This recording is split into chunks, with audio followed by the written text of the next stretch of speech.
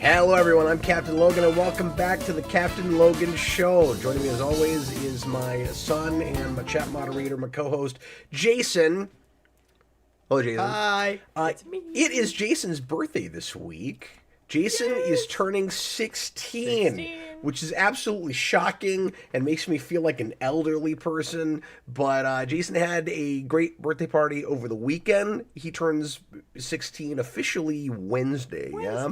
Yeah, and so we're going to do a slight birthday show for Jason tonight, a little bit of birthday stuff. We're going to let him pick the topic for the opening tonight, and he's going to show some of his cool birthday presents. And Jason got some really neat stuff, especially related to music. You know, Jason's always doing music segments on the channel, and that's become a gigantic passion for him. So Jason, how are you feeling about already being 16? I'm feeling great. Yeah? I'm feeling great, actually. I'm excited to be 16 because now I don't have to be 15 anymore. And it's kind of a big one. I mean, 16. Just inching ever closer to adulthood. Yeah. Jason isn't driving yet, but he's working on getting all of his knowledge together for the written portion, and then we'll start driving. You're starting quite a bit later than I did. Yeah. I think a lot of that's just Jason's very busy with dance and acting, and I just procrastinate. So. But we got to get on that. Mom because didn't get her license till 17, and I'm like, okay, that's true. I'm gonna do that before then.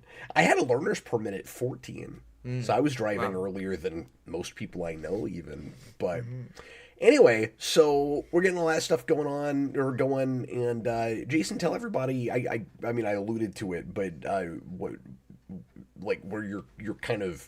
Or where you feel like you're headed, like what you're thinking you might do after high school and all that. I'm gonna go into acting, and I'm gonna try to.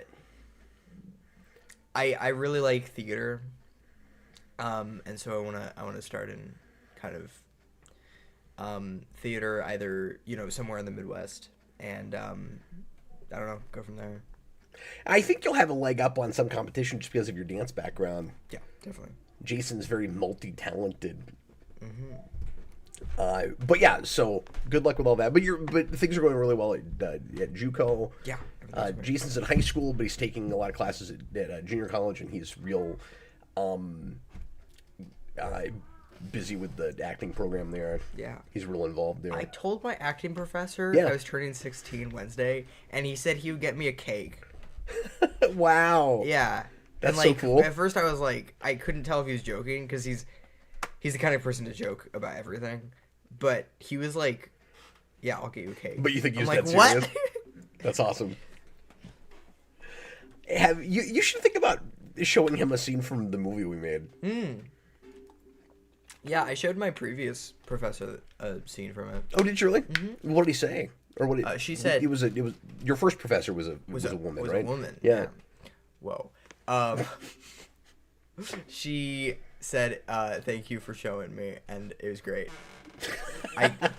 I think it was an email. I'm glad so it wasn't you? Okay.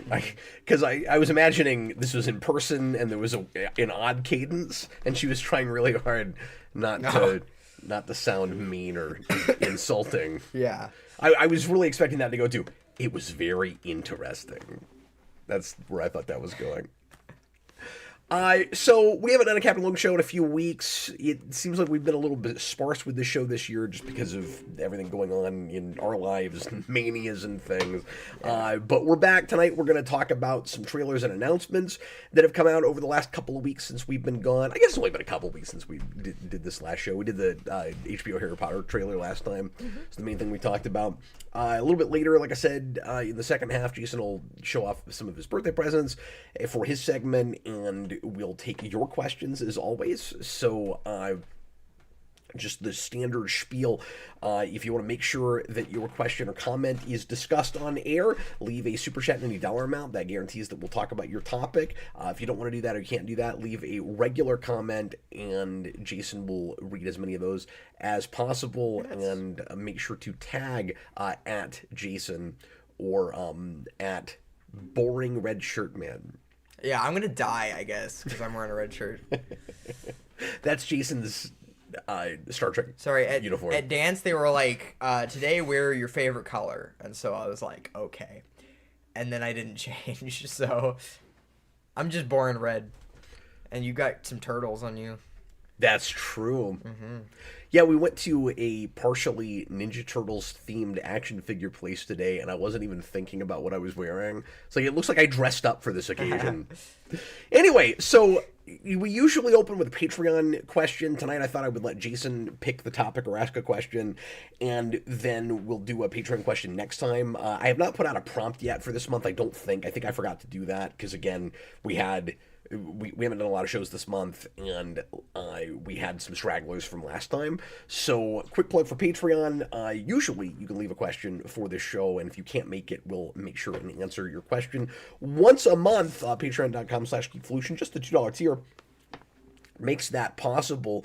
And again, we'll do one of your questions next time. Jason, what would you like to talk about this evening before we get to teasers and trailers and announcements and things? Okay, so there's a zombie apocalypse. Oh, this is news to me. The zombies have taken down your entire house, and they just took it down. Yes. Like they ripped down the house. Well, no, like you don't have access to your house anymore. Oh, I see. They've taken it over. You only get 3 movies. Like these are like ripped zombies. They're like taking down the house. They're bringing down the house. So you only get 3 movies for your entertainment, but also from each of those movies you can make appear an item for a weapon of your choice against these zombies. Oh, weird. So you get 3 movies that you can watch, but also you get 1 item from each movie so that you can use as a weapon. Now, can I ask you the stupid practical question? If I can't get into my house, how am I watching the movies?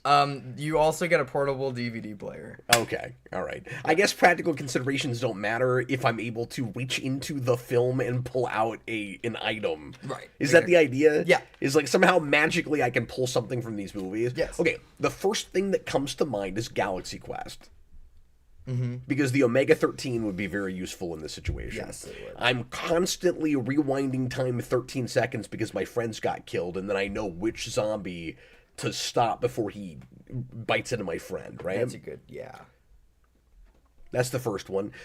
Second one would be Star Trek First Contact, because I feel like a Batleth would really come in handy, or a Mechlith would really come in handy.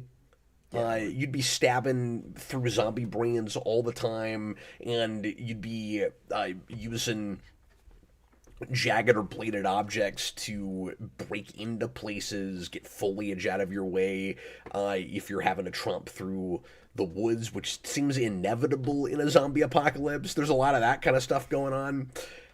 So I feel like I would want some kind of bladed object. I went to the absolute extremes with this. I went with like the most primitive possible thing and the most advanced possible thing. Yeah, or at least a very advanced thing.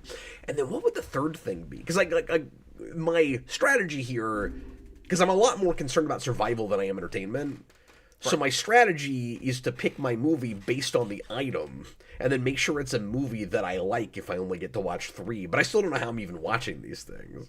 Like, right. Well, you said portable DVD player, but like batteries might be scarce. Sure. Anyway, yeah. And then what's my third one?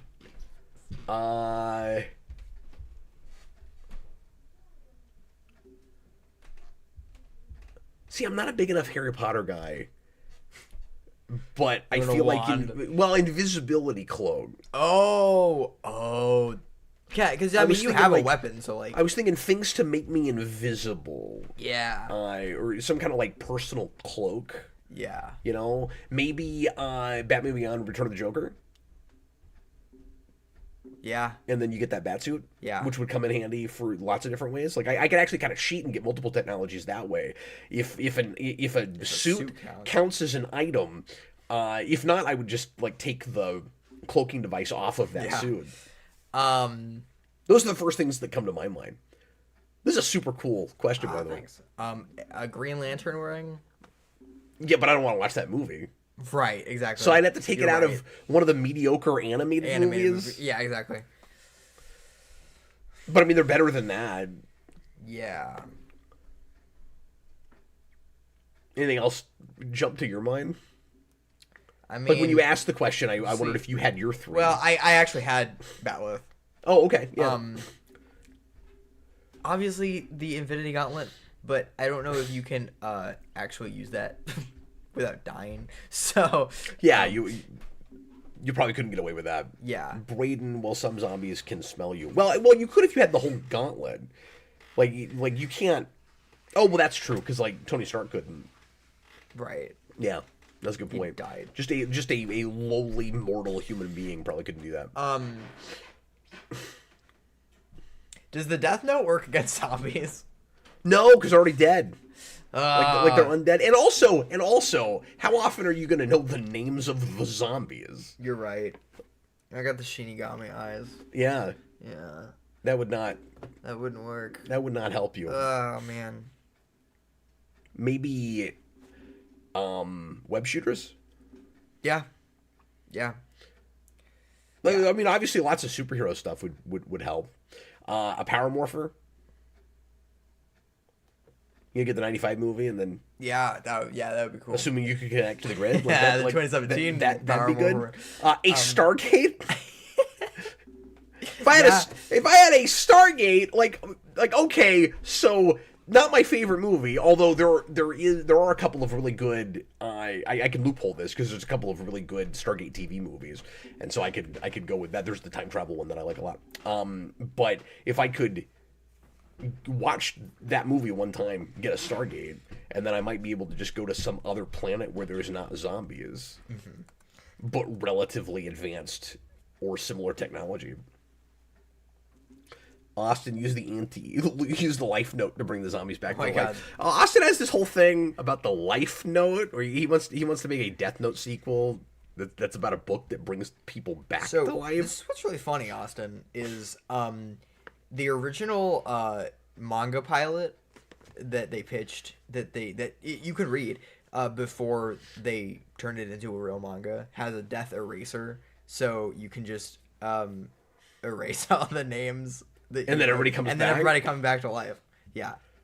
So I feel like I get why we got rid of that, because I feel like the stakes are immediately lowered and it feels less morbid. No, that whole thing is played off as a comedy rather than like a drama. Oh, interesting. The original, but yeah, with and that could be a lot of fun. I cannot remember. I think his name is Taro Kagami or something like that. I don't know, but it's not Light. It's someone else. Okay. I don't know. I can't think of anything else. Braden says the lamp from Aladdin, and now you're getting into like the wishing for more wishes sort of territory. Yeah. Okay, let's go ahead and get into trailers and teasers and things. Let's go ahead and hit all of our trailers before we get to movie and TV show announcements. There were 3 or 4 of those I wanted to just mention briefly. We're gonna rapid fire this stuff. We're not gonna get super detailed tonight, but Jason, go ahead and read me down the list of the teasers and trailers we watched, and we'll just give you our quick thoughts and whether we're excited about stuff that we're seeing trailers for. Go ahead. Do you start more recent or more? Let's go back to like last show forward. Okay, so Supergirl full trailer. Yeah, because that came out the week or just before we had to review the Mario Galaxy movie, and so we weren't able to talk about that. So again, we'll be brief. We already talked about the teaser, and I don't always talk about the full trailers, even with superhero movies. That's kind of, I can't say the biggest superhero movie of the year because, you know, of course we've got Doomsday coming, but it's probably the one that I'm most excited about. Question mark. I want that to be great. There's a lot of things about it that I'm really excited about, and then there's some things that give me pause with it, certainly. So, like, I hope it's great. I love Supergirl, and I love that casting choice so far. Like, I don't know her from anything, but she's got such a distinct, unusual look about her. Like, I love her eyes, man. Like, I'm enamored with the look of that actress for that part, and I'm kind of excited about that. But we got finally our first glimpse of Lobo, and I say glimpse, a little bit of action. We see him some in that trailer, and we see his bike, and he's got his like skeleton bike, and we've got a look at the bad guy, which apparently test audiences were not real happy with, and they've made some changes and tweaks and stuff because of that. Apparently it was like scored really low in test screenings, and that's why they've come back and added more stuff with Corn Sweat. And I don't expect a ton with Corn Sweat. I kind of think it'll just be bookended. I kind of think you'll just get to the end and you'll see him for a minute, kind of like we did with his movie with her. But originally it was supposed to just be that, I think, that message he leaves her, and you weren't really going to even see him, or if you did, it wouldn't be very long. But apparently they've done reshoots to put him back in, hoping to bolster more interest in it. And so I suspect you'll get another trailer that actually shows him on camera at some point, just because I'm not sure why you would do reshoots to get him in there to get more butts in the seats if you're not going to show it in the trailers. But maybe they want to do that for word of mouth. I don't know. But anyway, how are you feeling about it? Seeing a little more footage and the way they're advertising it. It looks better than the teaser. Okay. I don't know. Jason Momoa looks cool. I like his bike. He's doing a little bit of an accent with it. I was not expecting that. Yeah. It's not as thick and prominent on repeat viewings of the trailer as I felt like it was on a first impression, but I was really expecting him to I feel like Jason Momoa sounds enough like what I imagine Lobo would sound like. Yeah. That he doesn't really need to put on some kind of alien accent, and I wonder if that wasn't a studio note or a producer or director note. I wonder if he came up with that, or if the idea was we're kind of worried about too many direct comparisons to Aquaman. Sure.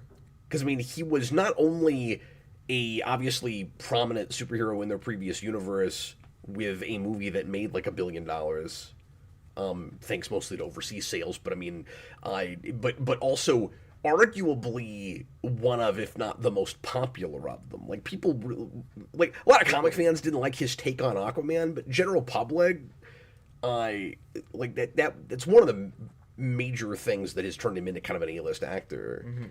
Yeah. And so I can kind of see why they'd be a little bit worried about direct comparison. Sure.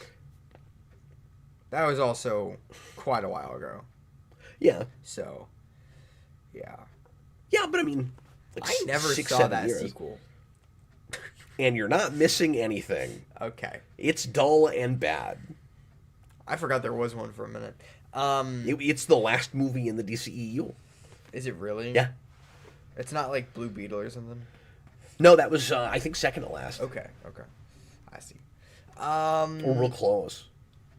Yeah, I don't know about how much Corn Sweat's going to do, but I don't know. Plus, DX, the villain seems to be quite different from the comic. Yeah, he certainly does. And is one of the things that looks most... Yeah, you should. One of the things that looks most directly out of a Guardians of the Galaxy movie to me. He really looks like one of their villains. I'm seeing, and just in general, like I said this with the teaser, I was kind of surprised, like just how quirky Cosmic Guardians it looked, and that's kind of my main reservation with it. Hopefully, it carves out its own tone, but also I'm seeing a little more like obvious green screen than I'm wanting to see. Are you? Yeah. And that kind of thing. But we'll see what it feels like when we actually get into the theater. Yeah. The little girl in that looks really good. Like I said, Supergirl herself looks really good. We know now... That suit's really good. It's really good. We know now for sure that she is... that Crypto has some kind of illness and she's trying to save him.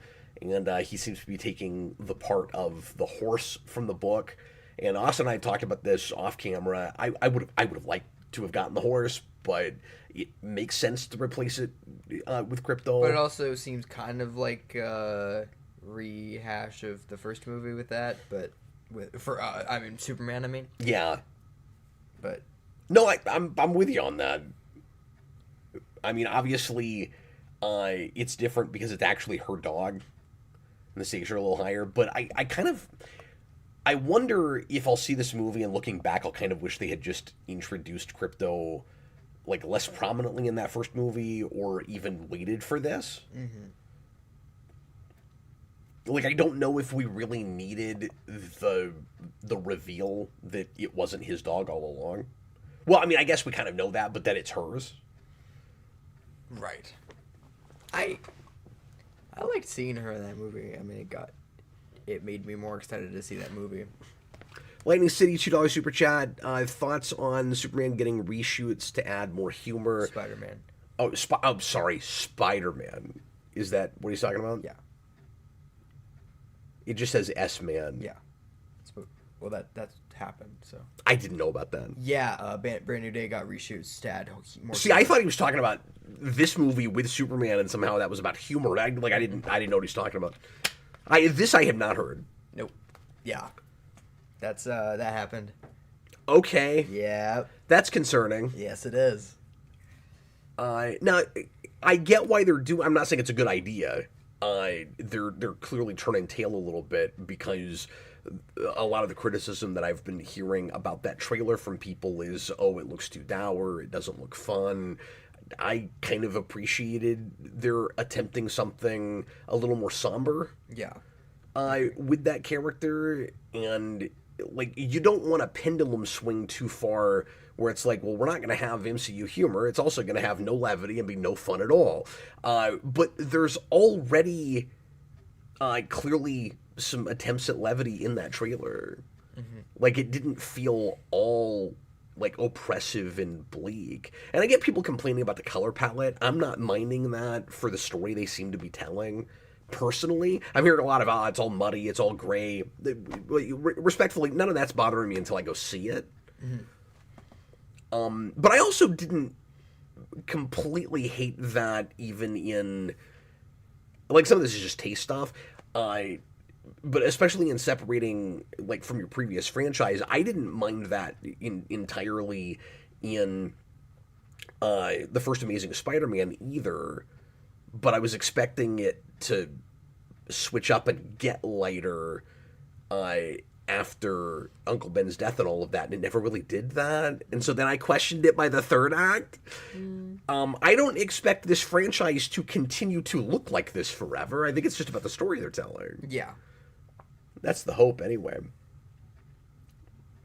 Carl Maxey, we'll get into your super chat here in a little bit because those are movies we're gonna talk about. I love Amazing One. I know you do. That's my favorite Spider-Man movie. I think that's a massive mixed bag, but I like things about it. Okay, let's move on. Okay, so after that, I think we got the Godzilla teaser.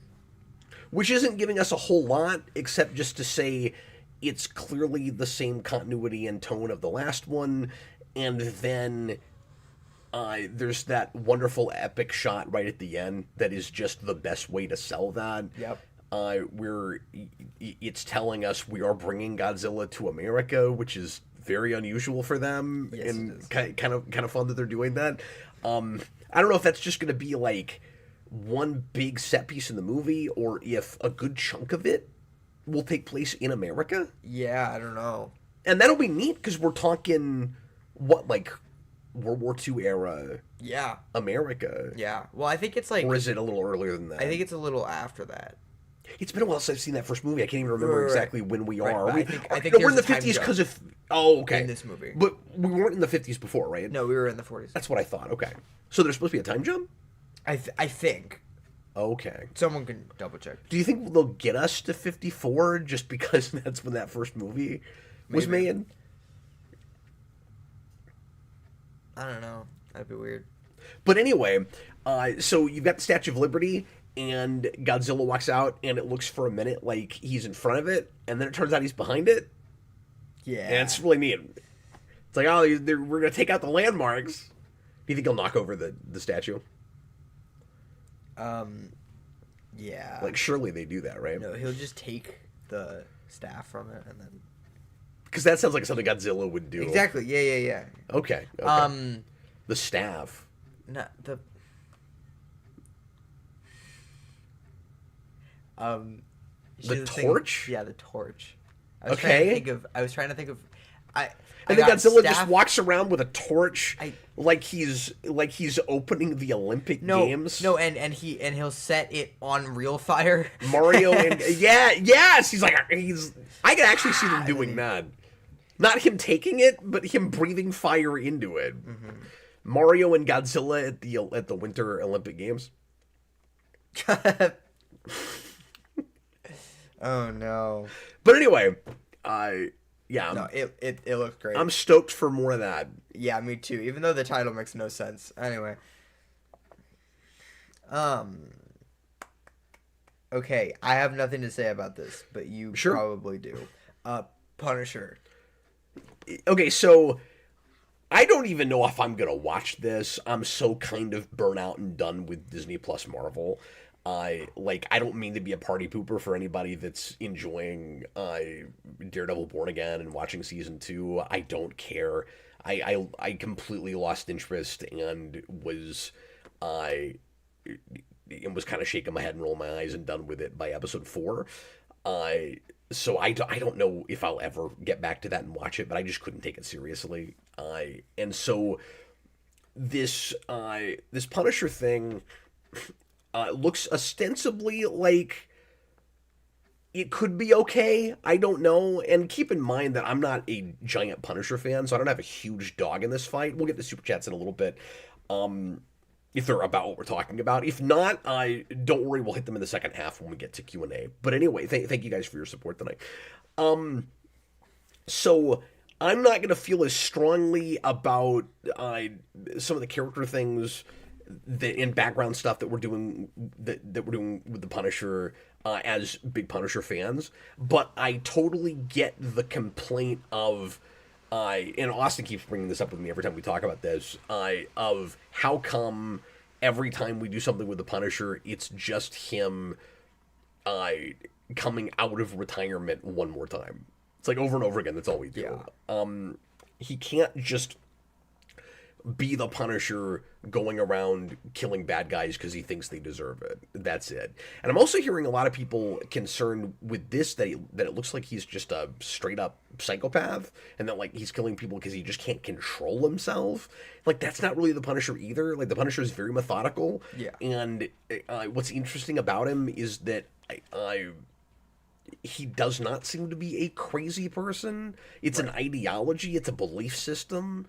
And you can say he's borderline and pathological, etc. Like, you could make an argument that maybe the Punisher has a like extreme personality disorder or something, but he's not like nuts. But I mean, he's not like the Punisher parodying the Tick. No. No, you're right, and that's kind of what we sometimes seem to turn him into. My concern... So, look, I'll just say, I think it's neat that, on paper, that Bernthal got to write it. That doesn't mean it'll be good, and I'm hearing a lot of people going, well, don't worry, Bernthal wrote it. And I'm like, well, yeah, Patrick Stewart co-wrote Picard, so what? Like, actors... Just because an actor knows how to play a character doesn't mean they know how to write the character. Right. It doesn't even necessarily mean, and I don't know how this goes for Bernthal, because he's playing a role that he's that he's told to play, like the way they're writing it. And so he's going to write this probably somewhat consistently with what they've written before, and because he's been playing this part the way he's been playing it, like, who knows if that's clouded his opinion of the Punisher versus what it is, on the comic page. But I think there are actors who don't even fully understand the characters they're playing to write them, if that makes any sense. Where it's like scene to scene, like that probably sounds like a crazy thing to say. Where it's like, well, if you don't understand the character, how can you play it? But all I can say is, again, with the Picard example, I have seen a lot of evidence of it with people. Yeah. Where it's like, Picard, like Patrick Stewart, back in the... sorry for taking this back to Star Trek, but Patrick Stewart, back in the TNG days, was constantly pushing against the way... the showrunners wanted him to play that character. He wanted to be an action hero. And then when we got to the movies, he got to basically be action hero Picard. And he was just a completely different character at that point. Right. And there were brilliant scenes that he didn't want to do. Like the mind meld in Sarek. Like, he didn't want to do the more philosophical, heady stuff much of the time. But he was really good at it. And if he got into that... which is weird, because, like, the man reads Shakespeare for fun. Like, I don't understand the whole thing. Like, Picard seems real close in some ways to his personality, but he didn't want to play it. He didn't actually want to play it. And so it's like, maybe he understands the character, but doesn't understand why anybody likes the character. You know what I mean? I don't know. But I only bring that up to say, just because, again, a character... Or an actor knows how to play a character does not mean that they know how to tell a story, right, or that they know how to write the character, and that they're not going to be self-indulgent to just give the character what they want to get to do. More than that, with Bernthal, just because his name is on it doesn't mean that he actually got to fully unabashedly tell whatever story it is he wanted to tell. Yeah. That's going to go through filters. That's going to go through Disney Plus. That's going to go through Feige. So, like... Even if I thought he was a great writer and would be a great writer for The Punisher, doesn't mean that he would get to do that unfiltered. Mm-hmm. So I have a theory about this, and I hope to God I'm wrong about it. But the little one-shot special they're doing, like they've done before, like with the Guardians Christmas special and with Werewolf by Night. There were people really hoping for another full show. Marvel has this weird, tenuous, like, relationship with the Punisher right now. The idea that they would put up the money to do a whole show again is unlikely to me. Now, I'm a little surprised they're doing this special. I was surprised when this special was announced. And I was even surprised that the Punisher was the first big guest star character from Netflix to come back with Daredevil, because it feels like Marvel and Disney kind of hate that character right now, and have done a lot of damage to him over the last few years, just from what I've heard, because I'm not a Punisher guy. I've not been reading, but I'm worried that the reason this even gets made is to be kind of a means to an end. where we've got to find some way to take his teeth away so that we can use him because he's popular and because we like the actor, but so that he doesn't have to be the Punisher, even though we'll keep calling him the Punisher. This might sound out there, and I really hope I'm wrong about it, but I don't put anything past Disney and Marvel right now. I think, and we'll get to some news later about Endgame, I don't put anything past Marvel right now. About Doomsday and something they're doing with Endgame. Stay tuned for that if you've not heard about this yet. But don't let me forget to bring that one up. Because we might not hit everything I had on my list. But anyway, my worry is this is a means to an end to give the Punisher a no-kill rule so that he can be in a Spider-Man movie. Mm-hmm. I mean, that's the name of the It's thing. called One Last Kill. Yep. Or One More Kill, or One Last Kill. One Last Kill. So is it that he's getting it out of his system and then he's never going to do it again? Or is it supposed to just be, well, he's coming out of retirement, he's going to try to kill one last time, but then, like, by the end of the movie, he's the Punisher again, and he's going to just keep going, and that's how they're, or the special or whatever, that's how they're handling it? I don't know, but I would not put it past them. I really wonder if he's not going to have a no-kill rule. Yeah. Who's he gonna kill? So, hopefully that's not what it is. What other trailers did we have? We have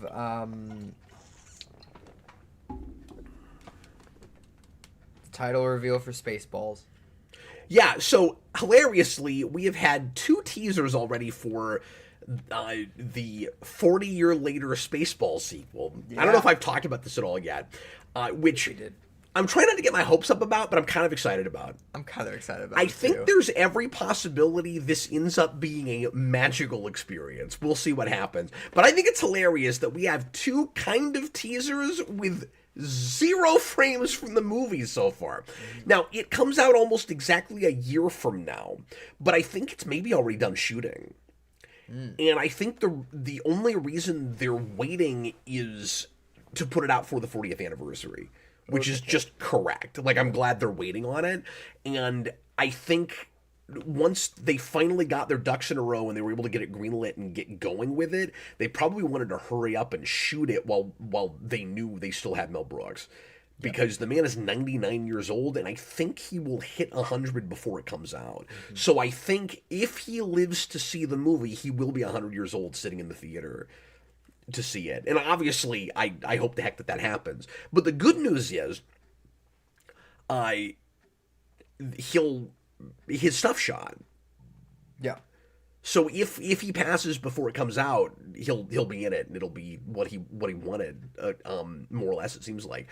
So he puts out this really funny teaser that is, or kind of like second announcement thing, where he's like, we've made this movie. It's 40 years later, and everybody wanted it to be called the title joke from the first movie, Spaceballs 2: The Search for More Money. And he goes, and he picks up this big bag, and he goes, well, we couldn't call it that because we found the money. Mm-hmm. And that's such a classic old school kind of Mel Brooks joke. Yeah. I thought that was really funny. Yeah. And the actual title of the movie is going to be the new one, which I think is honestly as fun as it would have been to finally get that title. Mm-hmm. And I think that title could have gone with what we know about this movie so far, just fine. Where it's like the reason you make it is just Cash Cow, because this movie will be about Cash Cow, but it's gonna be about nostalgia grab Cash Cow. Right. And so they're calling it Spaceballs the new one, which also just seems correct to me. See, I like both. Yeah. I think The Search for More Money would be really funny now because of all the Disney Star Wars stuff, and like if they make fun of any of that. Well, and they are doing that, right? But the new one is about soft reboot. It's about, see, what I'm hoping this is I hope it is a intentionally obnoxious shot-by-shot remake. Where, like, it's pretending to be a new movie, but it's really just the other. Like, I think that's what it's going to be. Yeah, and it's awesome seeing Rick Moranis back.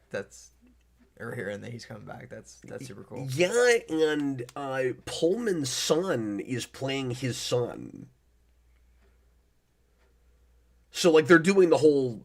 Louis Pullman is... Yeah. Oh. So they're doing the whole legacy hero thing, like you always do with this, where it's like he's got a son and he's going to be, kind of the new hero now. And so Bill Pullman's son's going to be his character's son. Well, and he's awesome. I love him. What is he in? I don't know him. He's the Void from Thunderbolts. Oh, that's who that is? I forgot that's who that was. Yeah. Well, anyway, so he's in it. Yeah.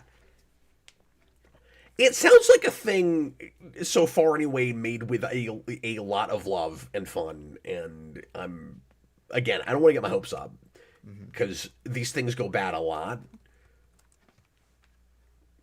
But it is a big deal that Rick Moranis came back for it. And I always said, like, it doesn't work if you don't have him. And obviously it's sad that you don't have John Candy. And I wonder how they'll deal with that. Yeah. Because obviously they'll have to say that character was killed off. Yeah. But, like, I wonder if you'll get another Mog. Like, will they do another character, of that species? And then will they bring back the android and find a Joan Rivers sound-alike? Or will they do something about her character being killed too? Because C-3PO was one of the big things with Force Awakens that ties it, obviously to the original, and where you go, well, no, it's different now because he has a red arm, so like it'd be really funny if they brought her back and she had like a different colored leg or something. Oh, that'd be really funny. And I'm also wondering, like, just how much Force Awakens it is, like, this far after Force Awakens, and how much of other stuff they'll go to. Because I did a rewatch of Spaceballs over the weekend. I hadn't seen it in a long time. And I was kind of taken by how many other things it parodies. Like, I remembered, of course, references to other science fiction things, but they're a little more prominent than I remembered. Like, it's mostly Star Wars, and then there's other... The way I always remembered it is, it's Star Wars, and then there's just other references tacked on. Yeah. The ending of that movie is, and then all the other franchises take over, which ends up being really funny and almost kind of classy the way it's handled, where it's like, and then here's Alien, and then here's Planet of the Apes, and... So I'm kind of expecting a bunch of that. Yeah, this is supposed to a lot parody more of other it. things too. Yeah. That's I think that's like on the Wikipedia page is like it's supposed to do that. Austin, Lone Star used taxidermy to preserve only the dog parts of Barf. I would love that. Like if it was just sitting in his Winnebago. That would be fantastic. I haven't seen Spaceballs in a really long time. I gotta rewatch it. I had the best watch I've ever had of it. Really? Because I didn't think you really liked that movie. I like it. I liked it okay. I was never like on the high that I know you love a lot of other Galaxy people Quest, were, and that's like, and that is the better movie.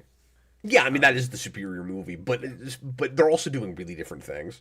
Because one is a parody and one is a farce parody, and those are just different things. So like, they're just different styles of comedy. Sure. Yeah. Like Galaxy Quest is more grounded. Like there's a sense of realism to that movie. Yeah, definitely. That you don't have. Like it's still a straight up comedy, but there's an internal logic to it that Spaceballs doesn't have. Like it's intentionally an absurdist farce. Yeah. And I think Brooks has better movies, but I liked it a lot better than I ever have before. Oh man. Because he did Men in Tights, right? Yeah. No, I don't think Men in Tights is better than Spaceballs. I'm certainly not going to say that. It's like just as good, I think. Austin, we've been talking about doing a Spaceballs commentary for 6 years. We need to finally do it. I almost messaged you about that over the weekend. Well, we've got a year. Yeah. A Spaceballs Mania. We'll do it 10 times. No, I'm kidding. Okay. The other trailer that we wanted to talk about is Street Fighter. Which is just like looks like balls to the wall insanity. It's like the absolute opposite of so here's what the new Street Fighter looks like. It's the absolute opposite of the 90s Street Fighter that is not trying to feel remotely realistic and actually likes the source material and is not scared of freaking anything. And so, but it is still extremely 90s. Yeah. Because Street Fighter is extremely 90s. Yep. And so it's going, well, we need to just take the Mortal Kombat approach, like the 90s Mortal Kombat approach. And it's almost like it's trying to scratch an itch that fans have had for 30-something years, where it goes, we needed that Street Fighter complement to Mortal Kombat, and we didn't get it. We got the Jean-Claude Van Damme thing that was not really Street Fighter and didn't work for anybody. And oh, boy. I saw that in the theater. I've never seen that. I've still never seen it. So there are a lot of things about this where, with other properties or other, I don't know, like styles of source material, I might go, that looks way too hokey or campy. It looks like it has way too many characters. It's clearly gonna be more about the references than telling a story, yada, yada, yada. Now, that's what this should be. Yeah. In a lot of ways, it looks like exactly what I know fans of that material want, and they're just finally kind of giving them that. Yeah. And that's exciting. I'm not a big Street Fighter guy. I don't have a lot of, again, not really a dog in that, but I kind of respect what they're doing. It's maybe a little too silly for my taste. Like, I think they could maybe reel it in just a tad. Oh, it's gonna be great. I'm a little concerned that some of the one-liners and things are just gonna irritate me and will be a little bit cringy. But like overall, I think it's exactly what somebody should have made 30 years ago with that property. Yeah. They're finally catching up. I'm excited because I love 90s Mortal Kombat. It's one of the best movies ever made. And it's I am not the biggest Street Fighter fan, but I will go see it because it looks great. And okay. I have one question besides. Well, actually, I have two questions. My first question is, why did it take this long? And two, what is 50 Cent doing there? There's some weird casting. Yeah. It's such a mixed bag. There's some really spot on casting, and then there's just bizarre. Is Momoa also in it? Yeah, Momoa's in it, and you can't even see him in it. He looks like because I think he's playing Blanca. He is. Yep. But like, way to commit, Momoa. Like, he doesn't even care if he gets FaceTime. That could have been anybody. Yeah. But we'll see what kind of performance he gives. Yeah. Will he have a weird accent in that too? He'll have the exact same one as Lobo. Probably so. And then, because I just don't know Street Fighter very well, just remind me, who's the kind of bad guy character with the big like Soviet coat? Oh, he's got a 2-word name. I just can't think of it. But anyway, that's weird casting too. Yeah, because that's the guy from Dark Knight and from Ant-Man. I recognized his face, and I was like, he's like a big nerd, and he gets himself in nerdy stuff all the time. He showed up in the AVGN movie, he's just in a lot of kind of nerdy things, and I think he kind of campaigned to get in that movie, and I bet he'll be great. But I'm not immediately seeing him in that role. M. Bison, thank you. Yes. Like, he's not big enough for M. Bison. Yeah. It's not at all the right physical casting. Mm-hmm. But I honestly think he'll probably end up being great just because he'll be real committed. Yeah. So, yeah, that thing's going to be wild and bizarre and probably kind of review-proof. Yeah, I think so. Oh, Polka Dot Man, too. Yeah. Do you remember? He's Polka Dot Man? Yes. Polka Dot Man. Yeah, David. See, I never say his name because I don't know how to pronounce it. David Holy Das Matchland. I never know how to pronounce that guy's name. Okay, let's hit some other announcements or some other news. Mostly announcement stuff. We got the title, and I honestly forgot all about this movie. and it had to eventually finally come out, and it's coming out now, Jason. For Christmas, I don't know if you care about this. We got the title for Christmas. For movie. Oh yeah. And it's so they made this a trilogy, and there was a big if you recall with the last one, because that movie is real unmemorable because it kind of next level, I think, and it's kind of too much of a remake of the first movie, but it was still really watchable. Like, there's really funny stuff in it. I just thought it was too much of the same thing. And then they have a really good mid or after credits moment where you find out that the game is opened up and all of the like wildlife and elephants and things got out into the real world. Do you remember that? Yeah, I do. And I was like, well, now you have a chance of making a completely different kind of movie and kind of bringing it back full circle to the original. Yeah. And so the title for the new one is Open World. Yeah.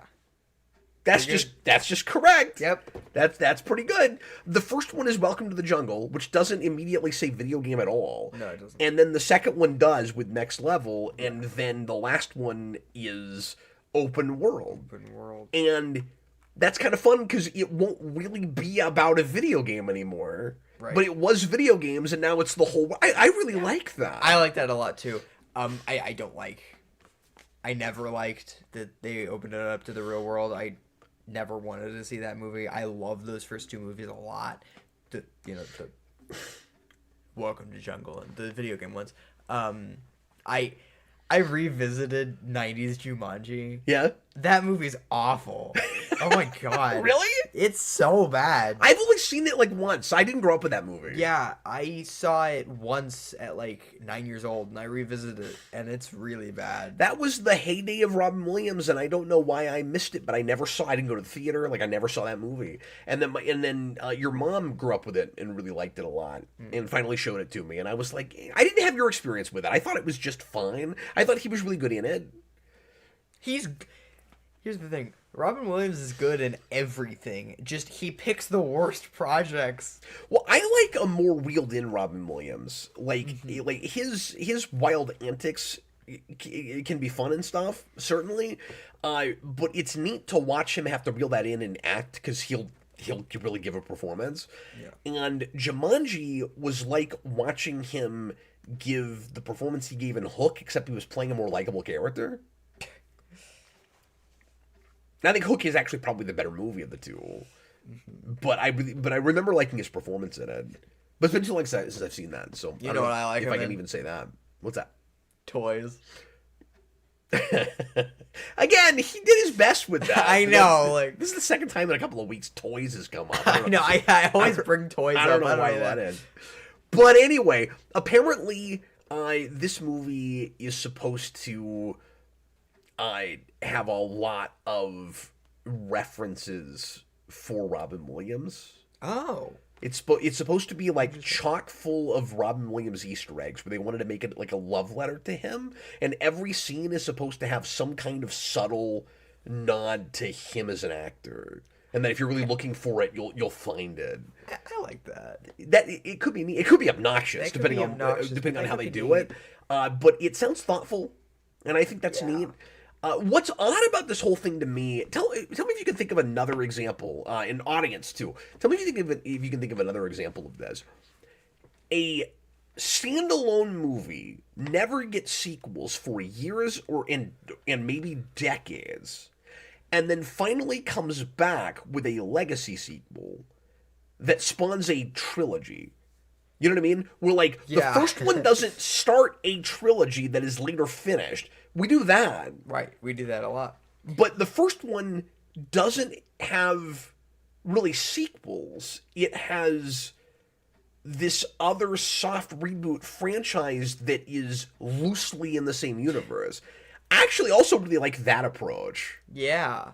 You know, because the movie they made was not that exact movie again. It was taking that premise and updating it and changing it, but then kind of paying its respects to the first thing that happened. Like, love or hate that movie, and those are pretty throwaway comedies. Yeah. But they're not the most thought-provoking movies. There's something thoughtful about the approach of it, though. Because if you hate that first movie, but you really like the original Jumanji, it's so easy to ignore it. Just not even think about it. So they can make as many of them as they want to, and it is still a standalone movie. That's kind of cool. Yeah. And doesn't have like a crappy remake that's the same movie again. You know what I mean? Right. You know, unlike a Ghostbusters, where like we come back and we finally do one, but it's just the first movie again, but done really poorly. Right. Yeah, because like Ghostbusters is, I think, maybe the closest? Question mark? Say it again. Ghostbusters is maybe the closest to that. You know, obviously that movie got a sequel, but then it... Well, once we finally make one more... Yeah, but then no, that gets a sequel. That one's weird, though, because you have a Ghostbusters and then a Ghostbusters 2. And then a remake. And then years later, you get a really crappy remake, and then you end up with a legacy sequel that is just the first movie again. No, actually, when you say it's the closest, it's the antithesis. It's the furthest away you possibly can get. We've actually, in our way, had 2 Ghostbusters reboots. One of them is in the same continuity as the original, but it does have too much of that Force Awakens thing.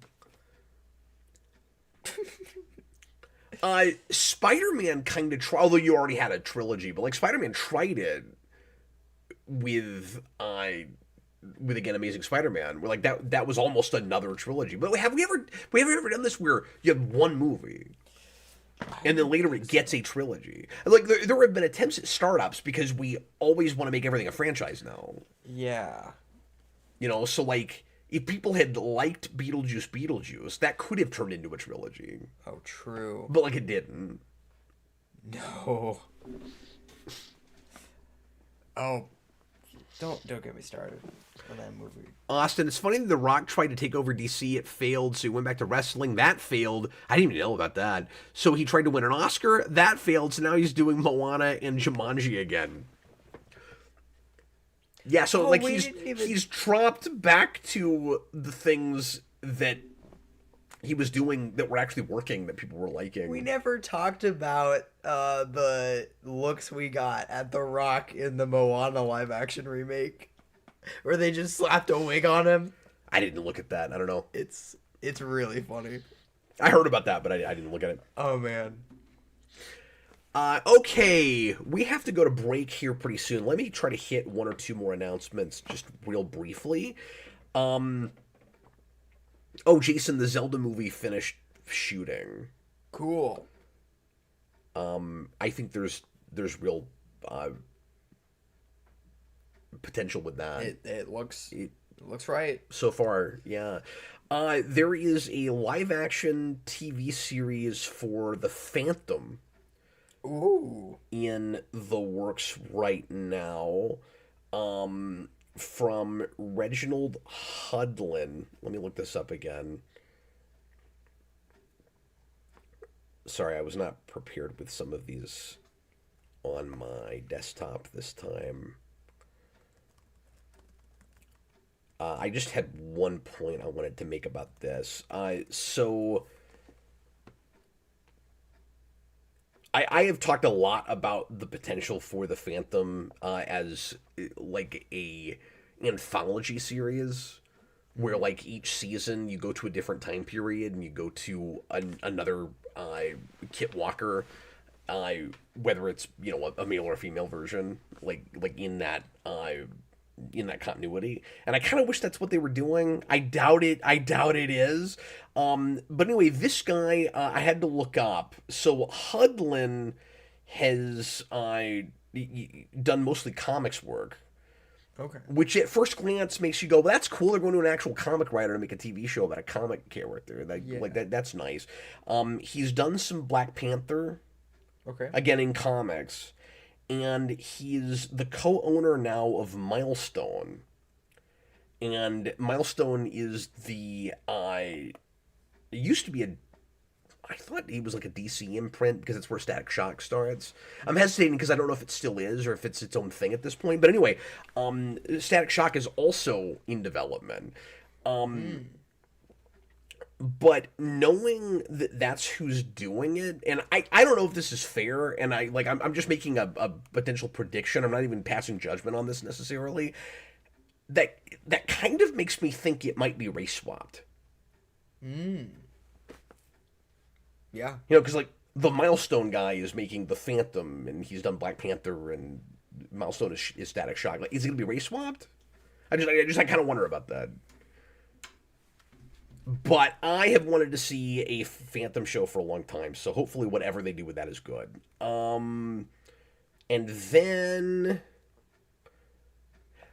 live action Fern Gully. Okay, I didn't see that. Why one. are we doing this? I make fun of Fern Gully all the time, and I don't know anyone that actually legitimately thinks that's a good movie. Why are we doing that? I've never seen it. If you're MGM, Amazon, MGM, or you know the same company now. If you're Amazon/MGM, how are you looking at the live action Disney remakes and going, that's the ticket. That's what we should do. Let's go back to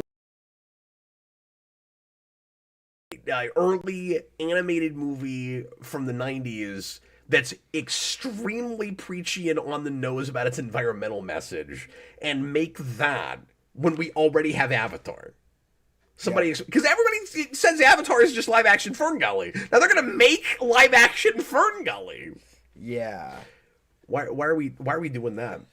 And also, this is another one of those properties that I look at and I go, that only works in animation. That's all of the... Because you're just gonna have like really crappy CG landscapes and bad green screen and freaking fairies that are gonna look stupid. Fairies. Yeah. Like don't do that. Now, it's the director, I think, of the Mr. Rogers movie, which was phenomenal. So like the people making this make good films. Oh man, it gets even better. Oh man. Why? I know. Okay, lastly before we go to break, Avengers Endgame is going to be re-released in the theater before Doomsday comes out with new footage to bridge the film into Avengers Doomsday. Yep.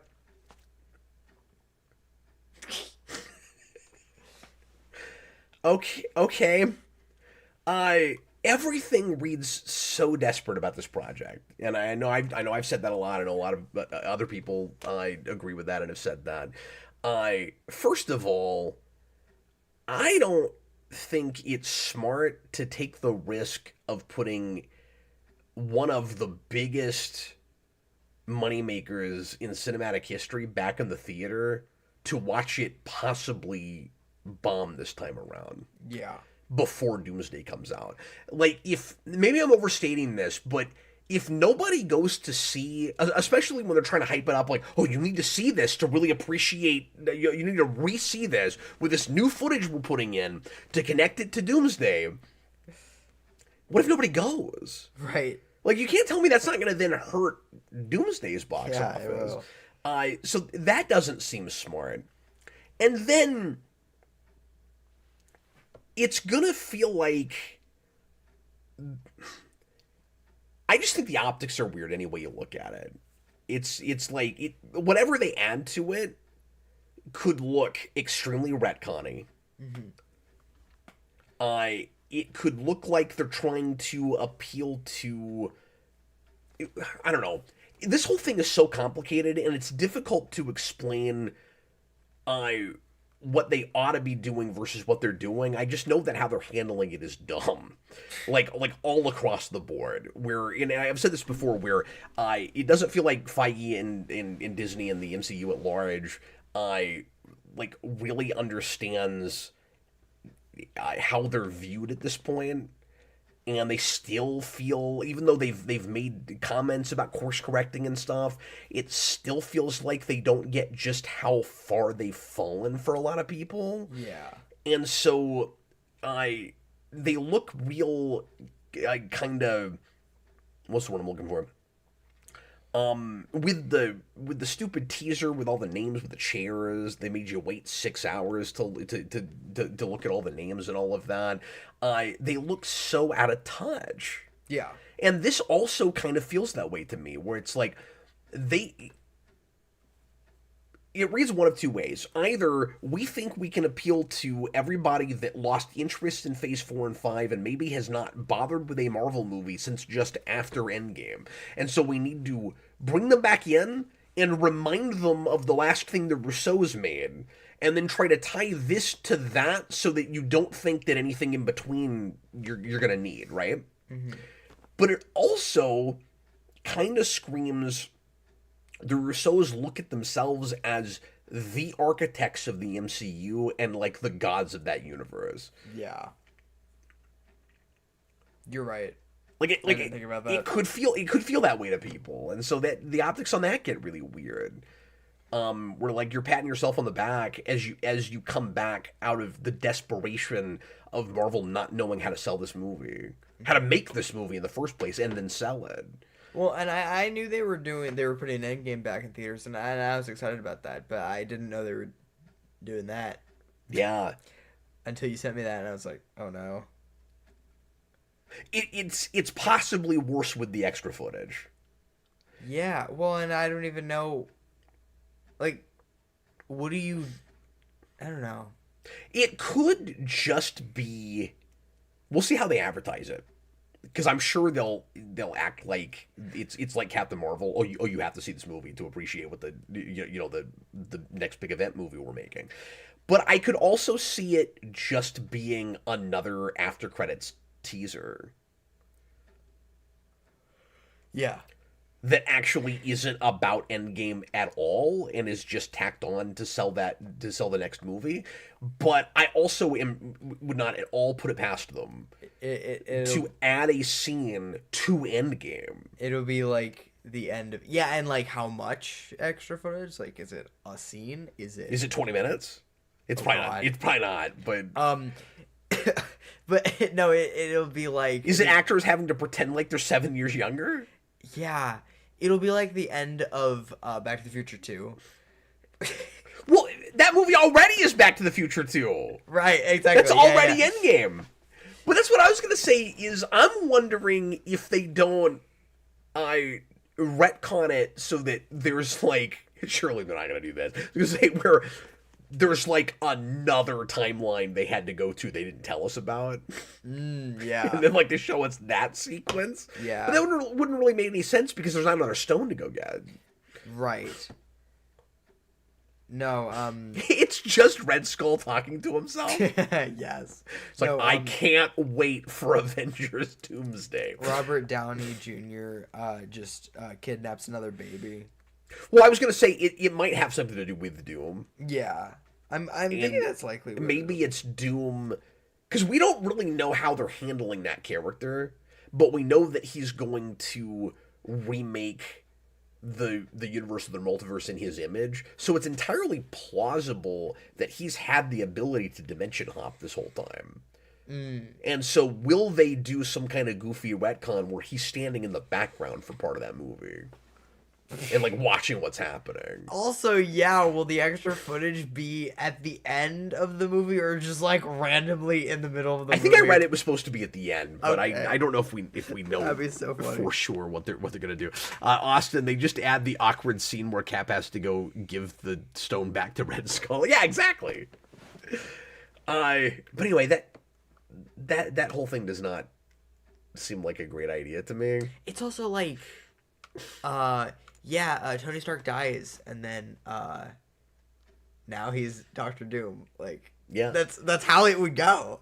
Like, that's how that movie ends. Well, unless they don't show his face. Right. Of course, we all know it's Downey, so we're still gonna feel that way about it. But anyway, well, that's the news. Let's go ahead and go to break. And then we'll come back and Jason will do his segment and talk about some birthday stuff. Yeah. Real quick, were any of those super chats things about news and you happen to miss it? Yes. Because I wanted to. Okay, let's hit those right at the start of the second half. Okay. Okay. We'll see you guys in about 4 minutes. Thanks so much for being with us tonight. and stick around for the second half.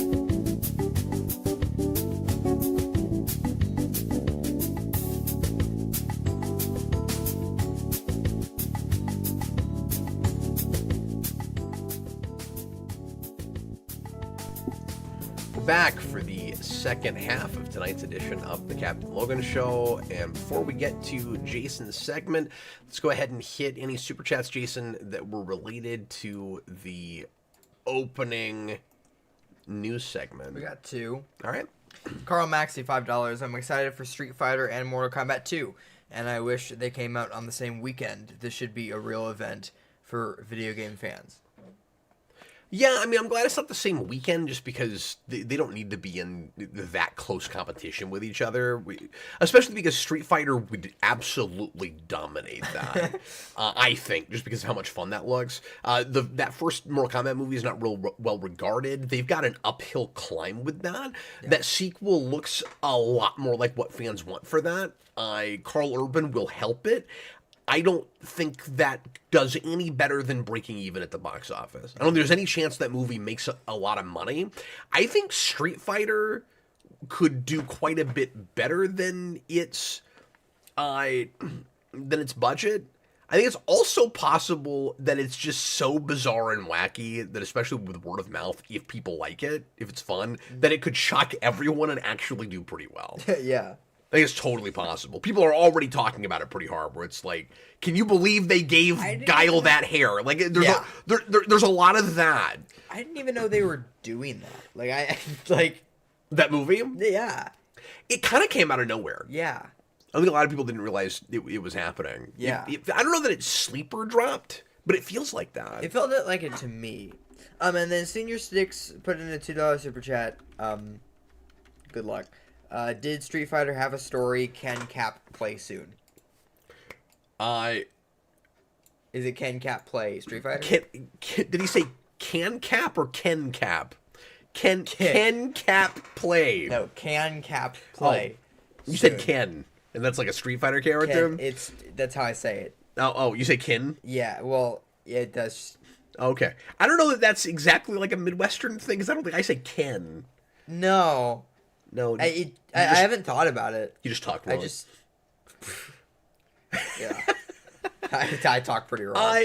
Yeah, I mean, I could do a Cap can't play Street Fighter. It would be correct. I can't play Street Fighter. Terrible. It would be like that's not my franchise. Stream because Street Fighter is like.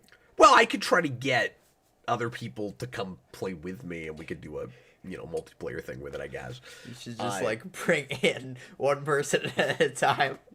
There's actually quite a bit of story with Street Fighter, shockingly enough. It's got a oddly long comics history now.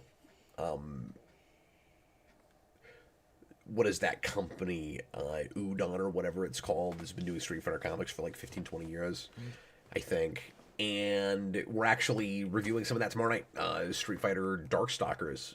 Somebody requested. Yeah. I don't know how much I'm going to have to say about that. It's fun enough. Like, it's readable. Yeah. But I don't know anything about Darkstalkers. That mythology is wild and crazy. And I played Darkstalkers like a couple of times. But I came into the comic going like, I don't know if I remember any of these characters. And then somebody would show up and I'd be like, I played with that character before. I remember the cat girl. I remember the scantily clad cat girl that looks like 8-year-olds should not be allowed to play this game. I remember that. Oh, man. Yeah, Fighters Mega Mix the comic. We need that. Yeah, you and I would be the only people that would buy that. But, like, that company did a Darkstalker series, and this keeps referencing it. Like, it's got footnotes about that series, and they're in continuity with each other. And I'm like, who bought these standalone Darkstalkers? Like, who knows enough about Darkstalkers to read a comic about it and, like, learn the mythology? Mm-hmm. But, yeah, it's like, occult, like, hellscape stuff. Mm-hmm. It has a lot of characters that are clearly stand-ins for like classic monsters and Universal Monsters type characters. So it's got a Frankenstein, it's got a werewolf, it's got a vampire. I should play that. It's got a succubus. Yeah. She's cool. She got big bat wings. It's got a big wolf guy that talks in complete sentences.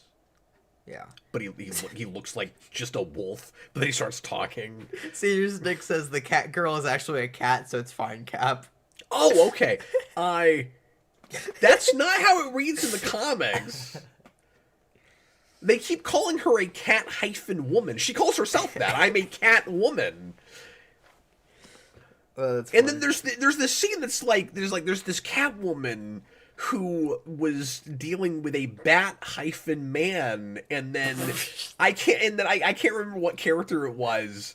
If it was like Ken or Guile or who, but or is Guile even in that scene? I can't remember. But some character, some Street Fighter character, it comes back with, "This all sounds very familiar." Yeah, that's amazing. It's pretty funny. I love that. Yeah, it's pretty good. Oh, I forgot my gong. Your gun? Oh, your gong. I was like, what?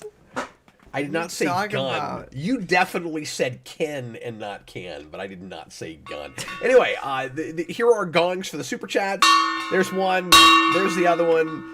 Yeah. All right, Jason, do you want to go ahead and talk about your birthday presents? Yeah, so I had a birthday party 3 days ago. We had a bunch of people at the house. Yeah, and it was like storming, so we didn't think that anybody would be able to come, but I've like a ton of people still came, and it was awesome. I'm not joking. 1 hour before our party, there were flood-like conditions in the city, and there were tornado watches and actual touchdown tornadoes in areas around us, but not right at us. And there were people that Jason invited from his dance studio that couldn't come because they got it way worse over there. Well, they had hail and stuff, and Yeah. we didn't get that. So, Well, yeah. so we got kind of lucky, but like I thought everybody was gonna call us and cancel, and we ended up still having a party, and we ended up still having the majority of everybody else that was gonna come. Mm-hmm. Well, I guess luckily some of your friends still made it. Yeah. Just not from dance. And yeah, not from down there. Yeah, I mean Vince and Chris and Brandon, all those guys were there, and that was great. A lot of family. And a lot of family, so that was great. So I'm gonna show off my geeky presents because I got some pretty cool presents, but here are like relatively geeky for Jason. Yeah, and so here are my more geeky ones. I gotta go all the way over.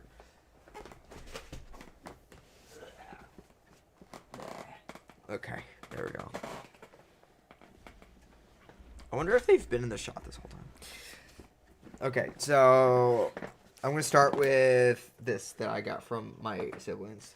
I got Hamilton Monopoly, and I think I was like, I had just found out about this like a month ago that they did this, and I was like, oh man, I'm not the biggest Monopoly guy, but I want that.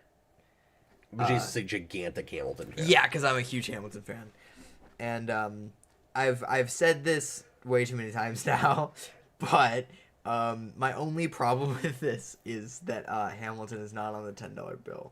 He's on the 500 for no reason. Like, it's Hamilton. What are you talking about? That's pretty funny. But it'd be funny if that's they my just rant left him off the money for altogether. today. Is what are the tokens? you can play as a mug. Okay. You can play as a book. Oh, it's a mug because of the drinking scene. Right. At the beginning, right? You can play as King George's crown. That's good. You can play as a microphone. A microphone. Yeah, the rap battles. Oh, can you play as the bullet? Nope. I feel like the bullet should be in the bullet should replace the thimble. You can play as Quill and Inkwell, and you can play as Tricorn. Okay, but let me say that is on point for Monopoly tokens. Yes, it is. Because they're always a little disappointing. Yes, they are. Like, I've never seen a set of Monopoly for whatever theme it is where I'm happy with all the pieces. And it starts to feel like they do it on purpose. Yeah, they totally do it. It's a tradition to have a couple of crap Monopoly pieces. Yeah. So yeah, that'll be exciting. I'm gonna play this with my siblings soon. I'll play it with you. Okay, cool. We'll do Cap Can't Play Monopoly. Hamilton Monopoly. We'll yes. do Ken Cap Play. Stop. Cap can't play. Can't. Yeah. Cap can't. Ryukin. Anyway, sorry, good. Okay, so I got lots of records. Jason asked for records for his birthday. Yes, I did, and so half of these I got, or I got as presents, and half of these I bought with birthday money just today while And we we- were at the record store. And I should say, my wife and I gave Jason a really good record player for his birthday. Yes. That he wasn't going to bring down here, but that was kind of So that's up in my his room big now. present from us. Yeah. And I've been playing lots of records on it.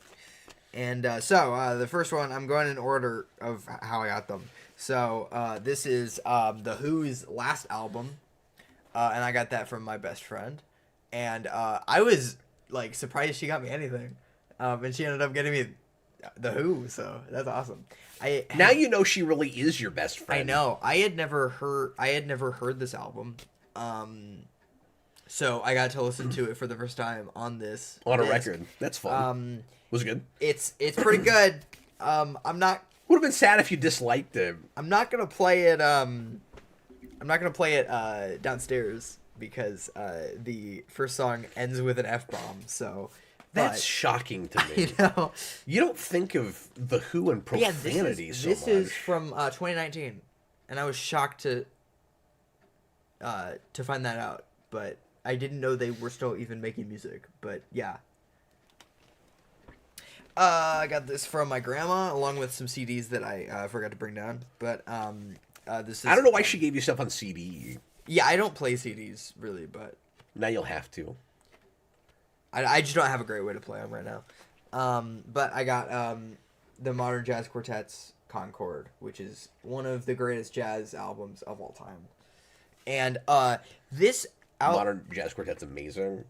This record is really cool because on the back it has this whole like spiel about the entire album and track by track, and it's really cool. Oh, cool. Yeah. Is that a more modern re-release, or is that from then? Yeah, it looks to be more modern, but It must be. because it just looks too good to. And it was shrink wrapped, so. Okay. Yeah, there's no date on it. Anyway, moving right along. Another Who album. I love the Who, I guess. I got this. I actually did ask for this. The other one I didn't ask for, but this one I did ask for, and I got this from Vince, I think. This is Who's Next. That is an iconic album cover. Yep. Have you ever seen the Animaniacs bit about Woodstock? That's a parody of the old Who's on First joke. No. That's like, who? The band on stage. Who? That's funny.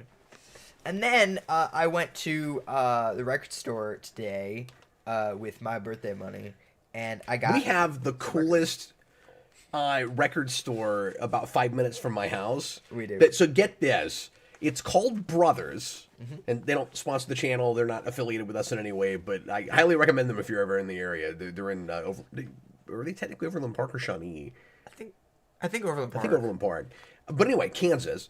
They're called Brothers, and their logo is in the style of the '87 Ninja Turtles logo. I just happened to be wearing this shirt today, so it was like like I said earlier, it was like I dressed up to go there. And they are half and half. We mentioned them at the beginning of the show for something else. They are half and half an action figure store and a record store. Yeah. And awesome. I have bought both there. Yes, I have only bought records there. But I was for the longest time surprised this wasn't in my collection, and nothing from this band has been in my collection. But What is that? Led Zeppelin 4. Oh, that's right. That's right. Led Zeppelin 4. So I prefer 2, and This he is- had both 2 and 4 in his hands, and Yeah. he picked 4 instead. So this is my favorite Led Zeppelin album. 2 is probably my second favorite, but You'll get it eventually. I also like their double album. I can't remember what that's called right off. From the more like 74, I think. And then Dad was very excited that I picked this up. This is REM's Reckoning. This is my favorite REM record. This is my third favorite REM Besides, record. And maybe Collapsing It Now has eclipsed it now. I'm like this. So for me, it's Fables is my favorite, and then Collapsing It Now, and then Reckoning. I'm sorry, can I see this for a second? Yeah. Ah. Sorry. Yeah, you know what? Actually, I go back and forth between this and Fables. I actually can't decide. Fables if is my favorite. Because, yeah, it's tough. Because it's the one that goes doo-doo-doo. Yeah, you know what? I mix those up sometimes. Okay, no, that's my second or third. They're favorite right next to RM. each Yeah. other. So. Well, and your mom and I used to mix them. Right, yeah. Like, we listened to them right after the other, but we also used to mix the tracks. Yeah, I like to listen to them right next to each other. And then I got I've talked about this album on the channel, and Really? I said don't listen to this album because you probably won't like it, but I love this album. This is Paul McCartney's McCartney 2. And Look at his face. I What is know. he doing? Now I can finally show you guys his this was my face listening to this record for the first time. Yes, and this contains this is actually a good time because he just released a new record. And it contains the infamous Temporary Secretary. Yes. I'm very excited. This is going to be the first one of my new ones that I'm going to put on. So yeah, they're my records. And then Dad got me another thing that I haven't played with at all yet because it just arrived today. But it's this, you can maybe explain this better. Do your best. It's a XF40 handheld, and it's an emulation machine, and it plays lots of video games. Yeah, and a lot of these are awful. This one had shockingly decent reviews, so I decided to try it out. And when Jason said it came today, I bought one. Somebody had one locally, and I played it for a week, testing it and waiting to see if anything would go wrong with it. So it's like a handheld MAME machine. So it's got it runs RetroArch. It's got a bunch of emulators in it, and it's got arcade games, but it's also got like all the 8 and 16-bit stuff, and it's got full libraries of stuff that even my emulation arcade machines don't have. Including the entire GBA library, and it's wonderfully comprehensive. And it runs everything up to N64 really well. N64 is notoriously difficult to emulate, so it doesn't do great with that.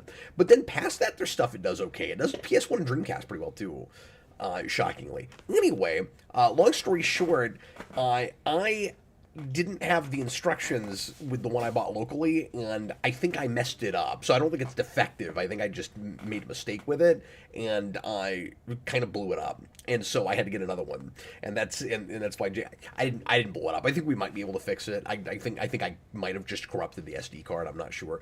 But anyway, a surprisingly cheap price point, so worth trying even if it doesn't last forever, just because it's not real expensive. But anyway, I hope you end up being able to use that and get a lot of use out of it, Jason, because the colors and the brightness on it really good, and Jason does a lot of emulation, and so I thought and does a lot of handheld, a lot of Game Boy era, and Yeah. it's got a whole Game Gear library. Yeah. Awesome. My Game Gear just went out. The capacitor's fried on it, which happens on those. I'm gonna have to get that fixed at some point. I didn't even know that happened. I knew you were having problems with it, but I didn't know that happened. Yeah. Oh boy. Okay. No, it sucks. I'm looking down at this, and I actually didn't realize with this Who album, Yeah. it's actually got a geeky thing. What's that? In the corner of this album, it's got Batman and Robin on there. So Like from the '60s show? yeah. Well, no, it's like a comic Batman and Robin. Well, yeah, but drawn like that show. Yeah. That's that period. Wow. That's fun. They are there. Yeah. Neat. Yeah. Anyway. Well, folks, we've got about half an hour left in the program, so if there's anything you want to talk with us about, again, super chats are always welcome, but you can leave just a regular question as well, and we have some super chats from earlier, I believe. Yes, we do. That we can run back to. So leave us some questions and topics, and if we run out before the show ends, we'll just go to our last segment for the evening. Mm-hmm. Where we're going to ask each other questions. We haven't done that in a while. Yes. This is from Dr. John Von Kaling. I gotta get my gong $5. ready. I don't have a question. I just tuned in after clocking out from work. Oh, well, we're already done. We need material to talk about. John, thanks for the super chat. We appreciate you, buddy. Thank you so much. I hope you had a great day at work. I like to stretch out super chats with little to no content for as long as possible. Mm-hmm. Yeah. You know, so like now I'm just imagining what John Kelling does for. I don't even know what he does for work. So like we clocked out. So like, does he work at a restaurant? Does he work retail? Well, he's right now he's Dr. John Von Kelling, so he plans his evil plans. I don't know if you know this. Anyone can call themselves a doctor the same way anyone can call themselves a captain. You know, so I don't know if we can derive anything from what he does for work by calling himself doctor. And like, if you were like, well, that Captain Logan guy, he's a captain. So let's guess at what he does for it. Well, he must fly an airplane. I'm realizing I don't have a title. I'm just Jason. That's been the case for most everybody on the channel. Yeah. And it always sounds kind of fun together. It's like Captain Logan and Vince, Captain Logan and Sarah. It's always but then there's Captain Logan and Austin the Day Ghost. The Day Ghost. Yeah. That's just because he had that title forever. That name, that title for his own channel. Mm-hmm. And when we first had him on the channel, he was, and he still like goes back and tries to do stuff on his own channel, but he hasn't been super consistent with it. But it was always like, oh, he's a guy with a YouTube channel that is guesting on our channel, and then he became kind of the main co-host, and he's with me like 2 to 3 times a week. Mm-hmm. But he also just has a kick-ass channel name. Yeah. So even if he isn't primarily making stuff over there, I don't know how to not call him that. Yeah. It sounds like it's like it's his last name now. It's like Austin the Day Ghost. The Day Ghost is an awesome name, though. Canadians have really weird last names. That's the thing. Austin the Day Ghost. Oh, man. All the different ways you can pronounce that. Oh, man, Canadians. But yeah, you can't guess at what I do based on Captain. Canadians and their microtones. Okay, $2 from Senior Sticks. How would you improve Tron? Second idea, Tron reviews. Tron reviews. I think we did a commentary at one point, like a blind commentary on Tron, when we were trying to do a video game Mania. We will bring that back now with the new Mania format at some point. We'll do like 10 or 12 video game movies. Mm-hmm. 10 or, well, I should say like 10 or 14, because we'll double up on some nights, but possibly, depending on what we're wanting to do. Anyway. I know how I would improve Tron. Go ahead. I would just make it not boring. Like, I've not seen that new one. I'm actually curious about it. I heard good things. I heard mixed things, but some people seem to really like it. And so I will actually watch that at some point. Probably, and I haven't missed it in the theater. I've only seen the original. I did not care for Legacy.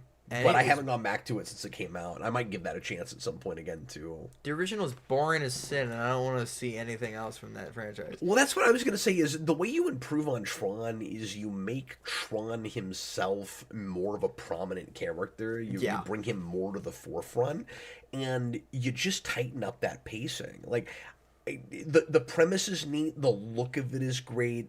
There's some fine acting in it. Like, I think David Warner is really, really fun in it. I think Jeff Bridges is fine.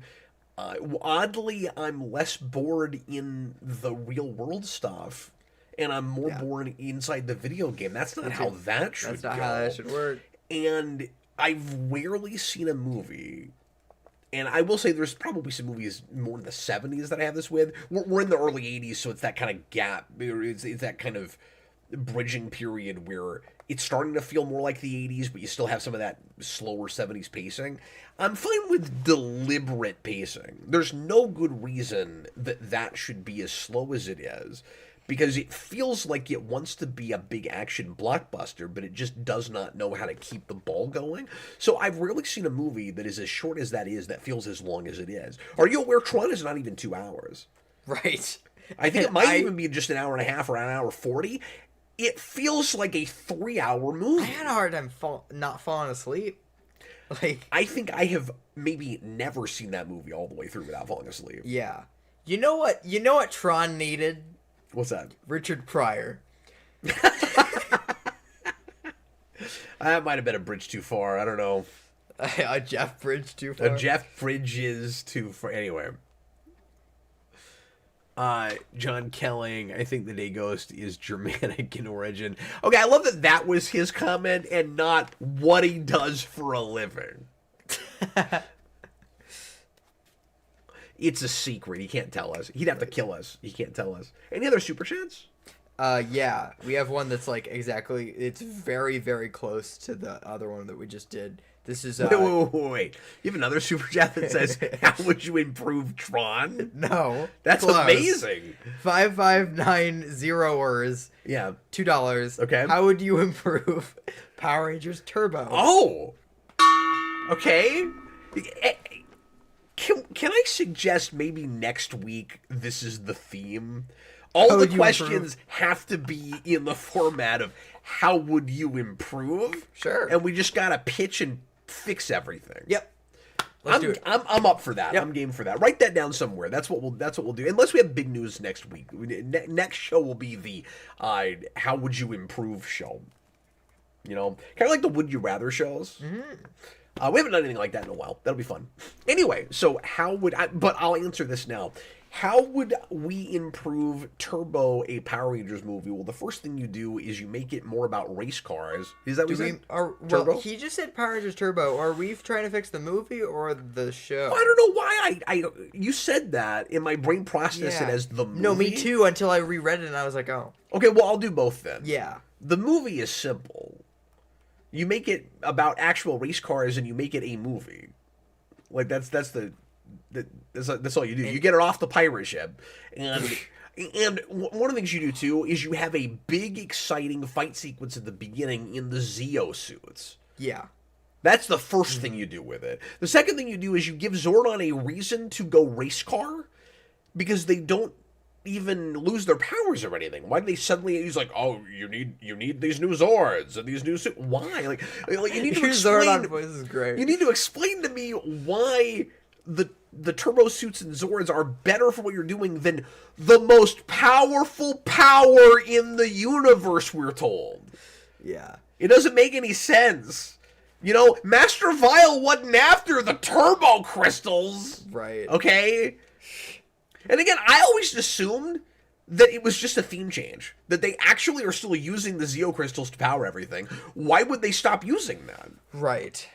Anyway. So, show-wise, you take out... Oh, when you take out Larigo. Yeah. You kick his Muppet ass to the curb. And you get Jason and Kimberly something to do that's not being mind-controlled. Yeah, because it's fun they show up. That's a big surprise. So... They can be mind-controlled at first, and then let them do something else. Well, you could be like... You know what you could do? You could be like, well, we changed powers for no reason. We still got the Zeo suits. We can just let them be red and pink for a minute. Yeah. I don't know. It's a notion. So, as far as the show goes... Yeah. Well, you get rid of the monkeys. Well, yes. But also, you take out everybody right away and you do TJ and everybody. From the start. Yep. You don't do Demetria. Oh my god. Or you... Here's the thing. You could do something like Demetria, but if you have to replace Zordon, it can't be somebody else in a tube. Yeah. So, like, A, you don't want someone that only speaks in questions. And B... just bring in a character that's physically there that just hangs out in the command center. Yeah. You know? Or wouldn't it be cool if you replaced Zordon with somebody you knew already? Like, what if Zordon has to leave and they need someone else that's an expert in the Morphin Grid and in cosmic threats and stuff? Mm-hmm. And you know what you do? Just for a season, you bring in Ninjor. You let Ninjor be Zordon. Yes. Would have been great. Oh, and then he can come fight with you, you know? He'd be like Doggy Kruger or something. Or the friggin' chick from the 95 movie. Oh, I know. If that's not even canonical. But like, if you could do that. Oh, how cool would it be if every week you just got Dulcia there? Oh, yeah. That would be great. Yes. Okay, so... There are other ways to improve that series, but... Yes. We just got a huge super chat. Yeah, I know. It's nuts. We got $50 from Matthew Bays. Thank you, Matthew Bays. That's amazing. We really appreciate the support. Yes, thank you so much. And we have a I hope this isn't the sort of question where I find myself struggling to say more than 60 seconds of material. we have kind of a deep topic, I feel like. Well, it should be with that kind of hefty. When it comes to social commentary, where do you draw the line in considering both sides? While nuance is important, the both sides approach can sometimes feel like a cop-out to avoid offending anyone and having an actual opinion on a subject. Yeah, absolutely. So, you know what I'm going to say. It's case by case. And by case, it's case by case in the approach, like the type of story you're telling, but also in the subject matter you're talking about, right? Mm-hmm. So some topics that are quote unquote social commentary, there's not as much nuance as with some other things, right? Let's give both sides to genocide. Well, there's not really another side on that. Let's give both sides to littering. Mm-hmm. Well, I mean, when is that ever a good idea? That's why sometimes, we're talking about Fern Gully. That's why sometimes environmental things drive me crazy, because I feel like everybody already agrees with you. It's like, even the idiots that go litter or are dumping, or have created oil spills, or like dumping in the ocean or whatever, like, they know it's wrong. You know what I mean? Yeah. It's not an ideological thing. It's greed, or it's laziness, or you know what I mean? Like they appreciate it is a sin. They're just gonna do it anyway. Yeah. You know what I mean? So, let me put it like this, and hopefully I don't come off defensive when I say this, but when I've reviewed things in the past, I will praise stuff for giving us both sides of an argument, because it's thoughtful, and as he says, it's nuanced. That is not to say that everything should do that. Mm-hmm. So when I praise something for giving both sides of an argument, it doesn't mean that that's always the way it should go. It's just I'm praising it because I think it was appropriate for that thing, mm-hmm. and because I think it did it well. So the difference, and I think there are a lot of modern writers that don't understand the difference with this, that cannot see the again, nuance, and that miss the point of the job, that don't know how to entertain and how to tell a story at the same time as making an argument, because you can and you should most of the time do both. Again, depending on what it is that you're making, right? Mm-hmm. So there is a difference. There's a gigantic chasm of a difference between making an argument, like a thoughtful argument, and telling me, the viewer, how I'm supposed to think. Mm-hmm. And that's the difference. It's being condescending versus having a point.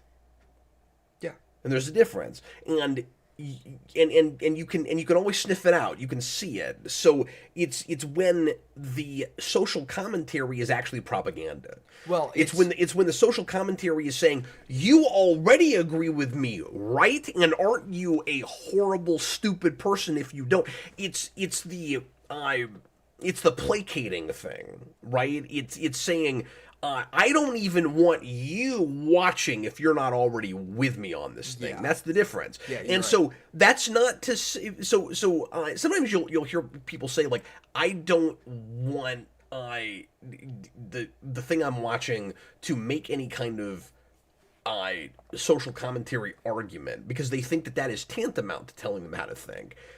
That's not true. It's making a case. There's a difference between making a case, even within fiction, and the sweet spot is, you might entertain and even you might entertain a person, and the person might even find your story compelling and engaging while not agreeing with you.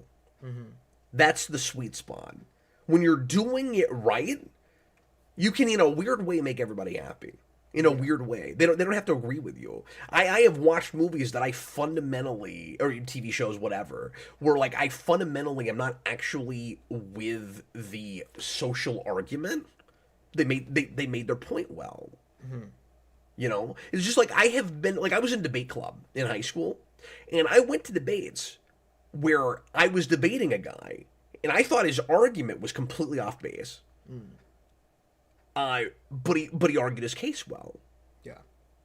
And it was difficult to argue my case against him because he did a good job. Well, and I feel like sometimes with these, like, they have a point, but they ruin it by preaching it to you. You know, like, it's like, if they would have given it to you any other way, but, like, it's because they just, like, shout it at you, or it, like you said, like, oh, you already know this, right? Yeah, and very often it's because that's the only reason for making the thing in the first place, and then they can pat themselves on the back. I'm being kind of vague, but they can. We all know I'm talking about new track, but I'm talking about other things too. Oh. They're I was thinking about something else. But they're patting themselves on the back, going, "We did the right thing. We did our due diligence. We made sure, and we're brave about this important social thing that, I'm sorry to say, most of the time is also what everyone else is saying." Yeah. You rarely these days especially see it with anything that's difficult to get away with saying. We just pretend like it's difficult. What's impressive to me is when, like, I want fiction to work on multiple levels when it's like serious drama. Yeah. Well, and even comedy can work on multiple levels. Even horror can work on multiple levels. Not everything has to. You can be a ridiculous farce that's pretty surface and is just really competently done. Like, again, it's all about intent. It's all about what you're setting out to make, right? Or are you making that well? I don't need the Street Fighter movie to change hearts and minds. That doesn't have to work on multiple levels. It'd be great if somehow it did. But the point I'm trying to make, Jason, is I think social commentary is at its best, especially when we're talking about like the kind of TOS allegory thing. You know what I mean? Where you're watching an episode that on the surface is about like two worlds that have been at war forever and can't find a way to get along, and then you find out, and then you think about it for 5 seconds and you go, oh, that's about the U.S. and Russia, or that's about the conflict in the Middle East, or that's, you know, whatever it is that it's about. I want the thing to be thought-provoking and compelling on a this is a great question, by the way, on a character level where I just am like deeply invested in these people and what they choose to do, and B, on the level of ethical conundrum. What would I do in this situation? So in a way, ethical conundrum is always social commentary. It's, you are a social animal.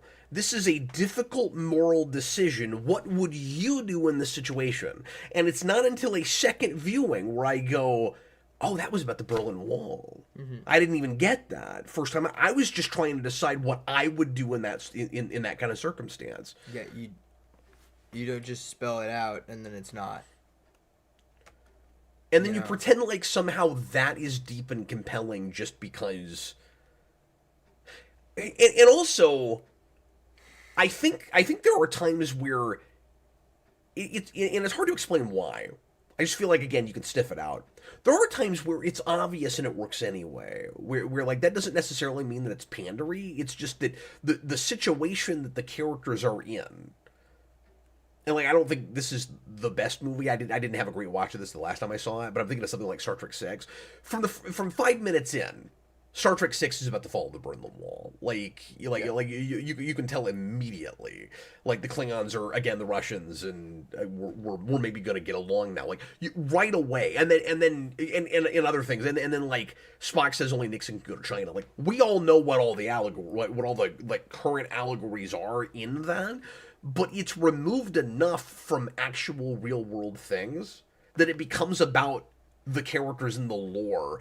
And so I'm invested enough already as a Star Trek fan in like how the Klingons and the Federation finally became allies, that even though that's obvious, that like an obvious allegory, it immediately becomes about the fiction. Yeah. So another way that it's just kind of case by case. Yeah.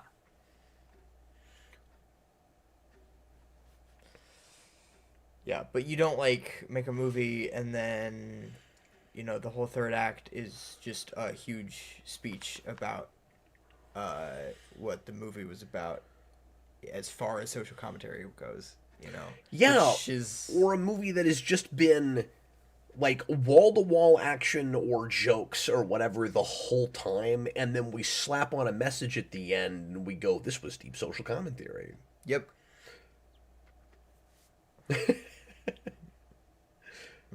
I don't feel I need to name examples, but Me neither. I'm trying not to. Thanks again for that giant super chat, Matthew. Yeah, We really so appreciate you, buddy. And hopefully we dissected that question well enough. We've only got 5 minutes left. All right. Well, we have a $2 super chat. That was obviously worth spending some time on. Yeah, we have a $2 super chat from Dr. John Von Kalian. By the way, I'm trained in the sacred culinary arts. Ooh. I called that. I said restaurant first. I called that. Say restaurant. Yep. So, John, are you a chef? Are you an actual chef, or do you just like work as a line cook? Or I'm just curious. My dad managed restaurants for like 30 years. I grew up in that business. I can't cook myself. I'm terrible, but loved that business. Really enjoyed being in the restaurant a lot. I've been to restaurants. Oh, that's how this you can. That's how this resonates with you. Oh, he is a chef. That's great, John. Yeah, that's pretty cool. Well, good on you, man. We have a last segment. I hope you love it. Oh yeah, we do have a last segment. I'm sorry. I got so wrapped up in. See, I found the story compelling. Yeah, exactly. I lost my concept of time. Yeah. This was not like Tron. Okay, so our last segment, very quickly, we're gonna each ask each other a question. Would you like to go first or second? Yeah, I'll go first. Okay, cool. Because mine isn't as good as yours.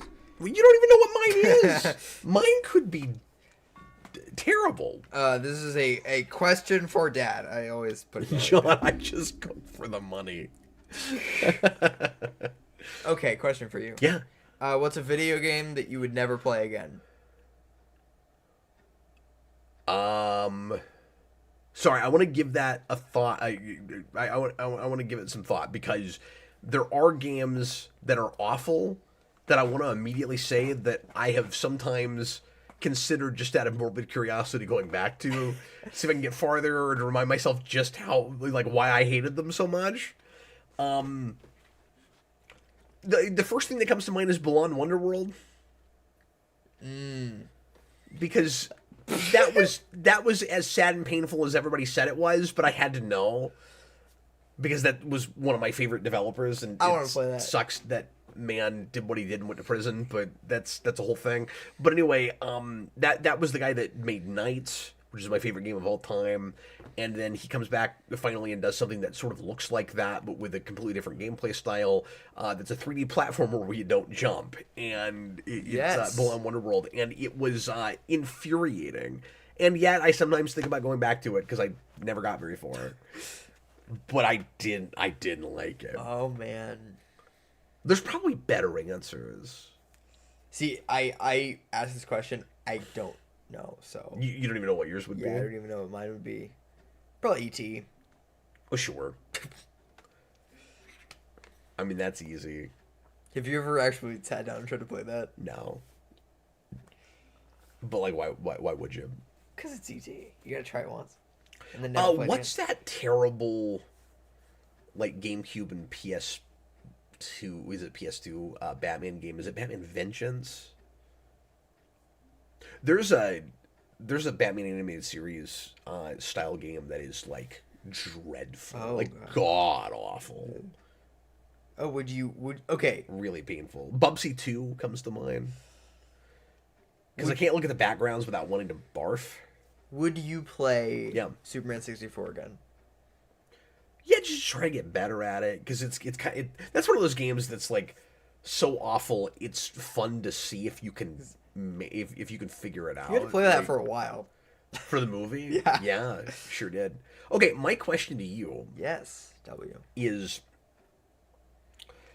think of a person, it could be anyone, living or dead, that you would love to see, even if it's not if it wouldn't have ever been possible, that you would have liked to have seen do a commentary over someone else's work.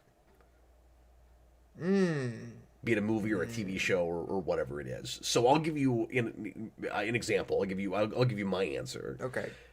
My answer would be Rod Serling doing a commentary for Mirror Mirror. Okay. Yeah. And of course, Roddenberry doing a commentary on a Twilight Zone would also be really interesting. Like flip those. And I thought of this because there've been releases recently of movies where we go to other directors and producers and writers, and they do commentaries on movies, and that can be really interesting. But then I don't understand. This is going to turn into a rant for a second. But I don't understand why we've done stuff like the newer Blu-rays for the Star Trek movies are kind of awful, and I'm glad that I kept my DVD 2-packs.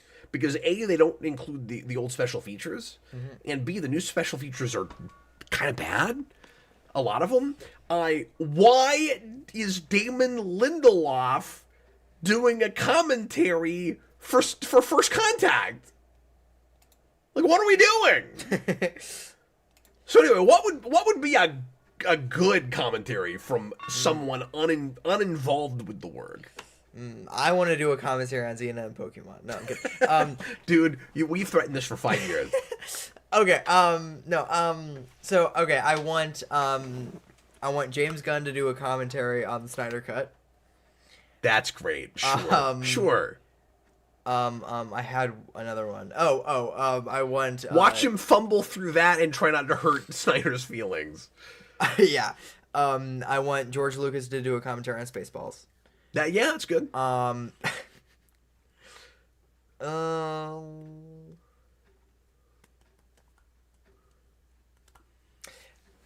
can't think. Let's have Tim Burton do a commentary on The Flash. I was trying to think of something to have Tim Burton do. Oh no.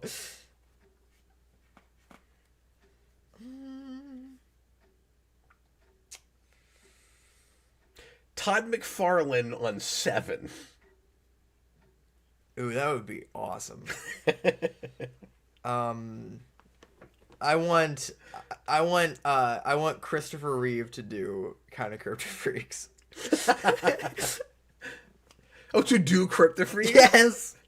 That's amazing. Yes. Alex Barron, I want Jesus to do a commentary on Beyond the Valley of the Dolls. Dark Tomorrow was the terrible Batman game. Thank you, Daniverse. That's what I was looking for. Oh.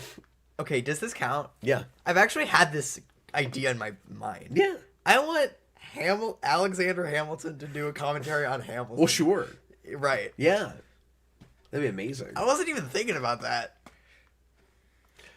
Well, folks, thanks a lot for watching. I hope you enjoyed the show tonight. Thanks again to our super chatters for supporting the show, especially Matthew Bass, but appreciate everybody else as well.